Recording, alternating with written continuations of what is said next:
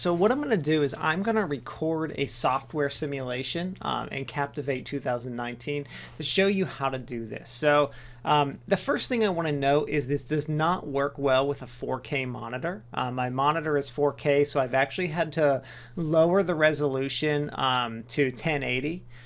So now it will work. So the video demo is the same way. So I've lowered my resolution on my computer in order to get this to work. It does not play well with 4K.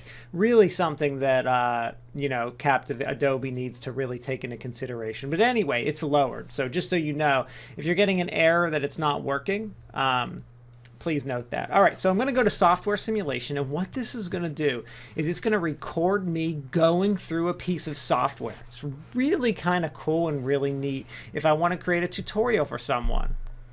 So I'm going to click create, and what I'm going to do is I'm actually going to record myself going through PowerPoint, just because you should all be familiar with PowerPoint and it's very easy to do. So I can select a screen area size or application. I'm going to select application, and I'm going to click PowerPoint. I'm going to choose the whole application window. They give you some options here, like do you want this to be, I'm going to record automatic. I'm always pretty much recording a demo. If I want to do something else, I usually just modify it myself in Captivate. So for most projects that I'm working on, I'm always just doing demo and never panning. If I'm including audio, I'm doing it separately. So I won't record that. So I'm going to click record. You can see 3, 2, 1 appears. All right, so I'm recording. So what it's going to do is it's going to, every time I press the mouse or move the mouse or press a key on the keyboard, it's going to note it and record it. So I'm going to create a, let's see, I'll create a blank presentation. And you can see I have a slide here. I'll enter some text. You can actually hear, if you listen closely, you can hear it every time I'm doing something, it's capturing. I just typed in a little welcome slide. I'm going to click new slide. Call this my header. I will actually make this text, give it a nice ugly yellow outline. Let's see. Every time I'm doing something, it's capturing it. So I'm just trying to do a bunch of random things so you can see for it. The example. Let's say I'm done. Let's say I've went through my whole software and that was it, because this is going to be a bunch of slides. All right, so all I do is I end it. Go into Captivate. It's creating my slides and objects. Now we're in Captivate. So we are in Captivate. Notice the whole screen that you're seeing right here is the PowerPoint. And notice how big it is. This is not going to look great when I'm actually in Captivate because I made the application so big. So usually what you want to do is you're going to want to make the screen smaller. Like I should have my PowerPoint screen smaller so it would capture it, look a little nicer, because you know you don't want your Captivate files to be huge. All right, so first things you're going to notice here. Notice the mouse movement. So the first thing they captured me doing is taking my mouse from the corner and clicking here.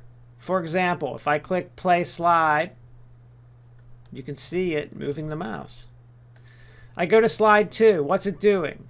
Double click the presentation. Slide 3. I scrolled down. I tapped in there. I wrote the word welcome. I selected outside. Notice how it's capturing every time I'm doing something. So what I find when I'm using software like this is sometimes it'll capture things that I don't want. So let's say I don't need this slide right here. I can go from here, double tap, to right here, me typing the word welcome. I can select this, right click, and simply delete this slide because I don't need it.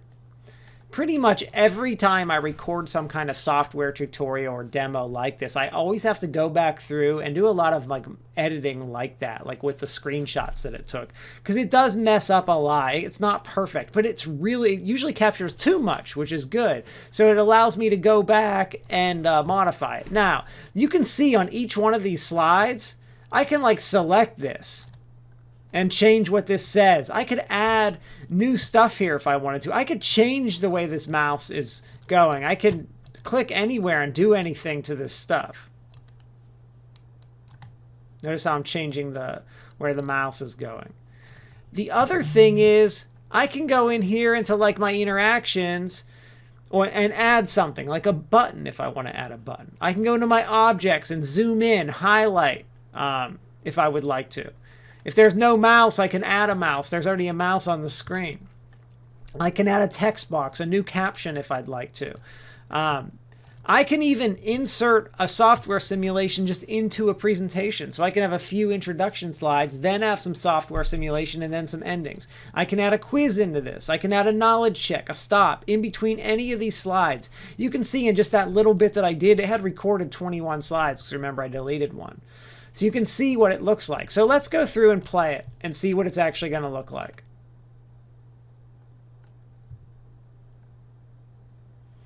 Oh, let's just preview this.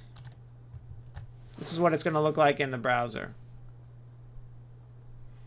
Just so you can get a glance of what it's going to look like, what a software simulation will look like. I'm going to click play, and notice how it's going through. I could change it so that I have to control each one of these slides. I can do all that, modify my player and what it's going to look like. This is just the example. It's going through and playing itself, so I would want to change all of that. In my preferences, I would change how it's playing. And that's the same for all presentations.